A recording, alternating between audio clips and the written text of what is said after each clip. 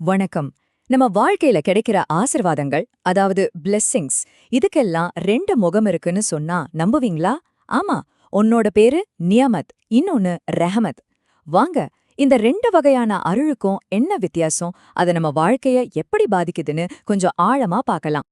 எல்லாருக்குமே ஒரு கேள்வி மனசுல வந்திருக்கும் இல்லையா? சிலரை பாத்தீங்கன்னா உங்ககிட்ட பணம், பதவி, ஆரோக்கியம்னு எல்லாமே இருக்கும். ஆனா ஏதோ ஒரு கட்டத்துல தப்பான வழியில போயிடுவாங்க.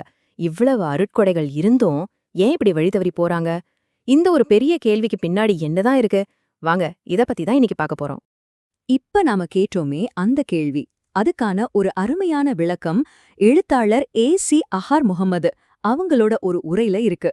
நாம இன்னைக்கு பார்க்க போறது அந்த உரையோட ஒரு பகுதிதான். இதுதான் நம்மளோட இந்த முழு கலந்துரையாடலுக்கும் ஒரு அஸ்திவாரம் மாதிரி. ஓகே, அருளின் இருமுகங்கள். இந்த உரை என்ன சொல்லுதுன்னா, நாம கேட்ட அந்த கேள்விக்கு பதில் வேணும்னா அருளை முதல்ல ரெண்டா பிரிக்கணும்னு சொல்லுது. அது என்னென்னு பாப்போம்.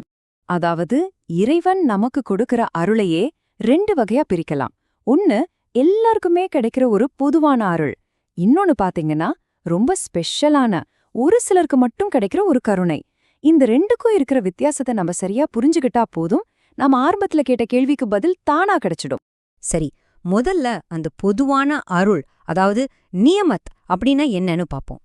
நியமத், இது என்னன்னா ரொம்ப சிம்பிளா சொல்லணும்னா இந்த உலக வாழ்க்கைக்கு தேவையான ஆசீர்வாதங்கள். ஒருத்தரோட நம்பிக்கை என்ன, அவங்க நல்லவங்களா கெட்டவங்களா, இதெல்லாம் கணக்குல எடுத்துக்காம எல்லா மனுஷங்களுக்கும் பொதுவா கிடைக்கக்கூடிய விஷயங்கள் தான் நியமத். உதாரணத்துக்கு சொல்லணும்னா, பணம், சொத்து, ஒரு நல்ல பதவி, சூப்பரான ஹெல்த், நம்ம குடும்பம், குழந்தைங்க, இது எல்லாமே நியமத் கேட்டகரியில தான் வரும். இங்க முக்கியமான பாயிண்ட் என்னன்னா, இது ஒருத்தர் நல்லவருங்கிறதுக்காக மட்டும் வர்றதில்ல. இது யாருக்கு வேண்டாலும் கிடைக்கலாம். ஓகே, இதுதான் நியமத். இப்போ நாணயத்தோட இன்னொரு பக்கம் மாதிரி நாம பார்க்க போறதுதான் ரஹ்மத். இது ஒரு ரொம்ப ஸ்பெஷலான அருள்.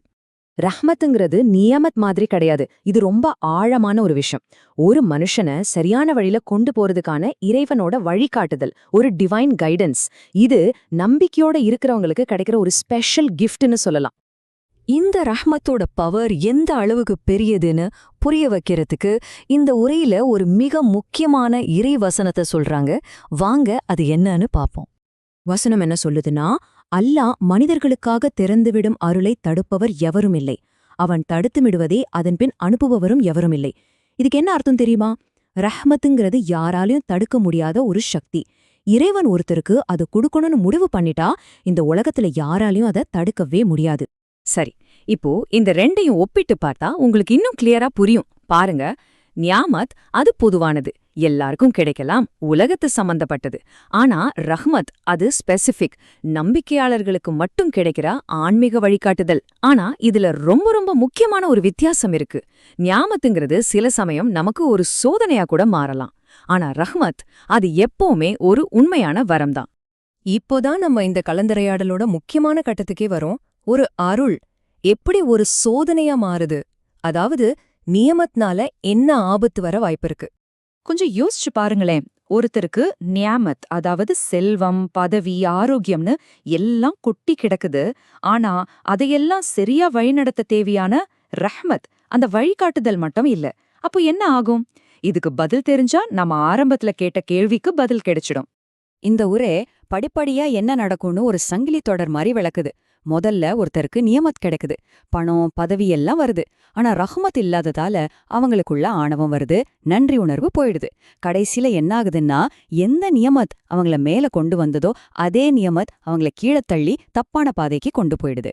அப்போ ரொம்ப தெளிவா சொல்லணும்னா, ரஹ்மத் இல்லாத நியமத் ஒரு வரமே கிடையாது. அது ஒரு டெஸ்ட், ஒரு சோதனை.